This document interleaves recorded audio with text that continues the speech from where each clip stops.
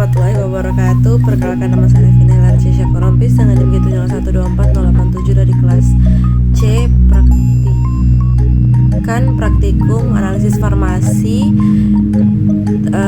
dari kelompok 3. Jadi di sini saya akan membuat video tugas pendahuluan percobaan 4 dengan judul percobaan identifikasi paracetamol dengan KLT atau kromatografi lapis tipis. So, tanpa basa-basi lagi, kita langsung ke video utamanya. Nah, soal yang pertama, apa prinsip dasar pemisahan senyawa pada metode KLT dan bagaimana peran fase diam serta fase gerak dalam proses tersebut. Nah, jadi prinsip dasar dari KLT atau kromatografi lapis tipis itu adalah perbedaan kemampuan masing-masing senyawa untuk berinteraksi dengan dua fase, yaitu fase diam dan fase gerak.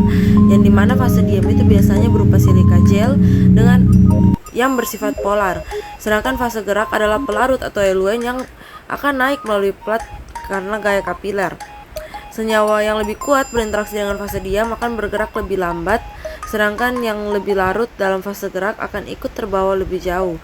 Dari perbedaan kecepatan inilah terjadi pemisahan komponen. Nah, soal 2, mengapa nilai RF atau retardation factor dapat digunakan untuk mengidentifikasi suatu senyawa? Jelaskan syarat agar perbandingan RF antara sampel dan baku valid.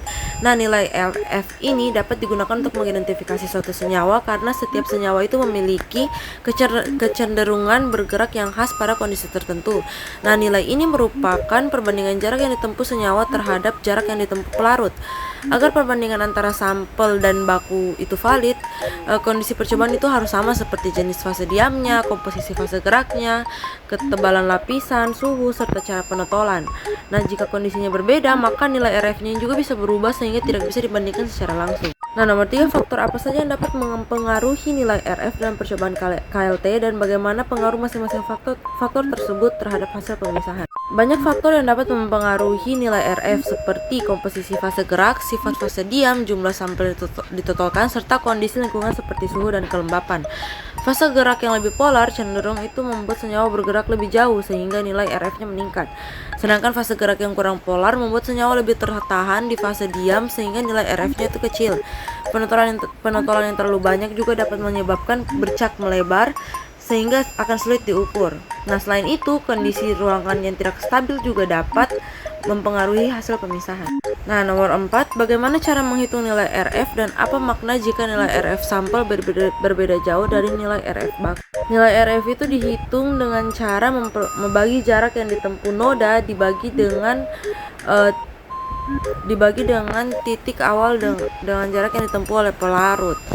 Nah, jika nilai RF sampel itu berbeda jauh dengan nilai RF baku, maka kemungkinan besar senyawa dalam sampel bukan senyawa yang sama dengan baku, atau terjadi kesalahan dalam proses percobaan seperti kondisi yang tidak sama atau teknik yang kurang tepat. Nah, nomor 5 atau nomor yang terakhir yaitu apa yang akan terjadi jika fase gerak yang digunakan terlalu polar atau terlalu non-polar terhadap hasil pemisahan pada KLT, dan jelaskan mekanismenya. Nah, jika fase gerak yang digunakan terlalu polar, maka hampir semua senyawa akan ikut terbawa jauh bersama pelarut sehingga bercak naik terlalu tinggi dan sulit dipisahkan. Nah, sebaliknya jika fase gerak terlalu non-polar, maka senyawa akan lebih banyak tertahan di fase diam sehingga bergerak sangat sedikit atau bahkan tidak bergerak sama sekali.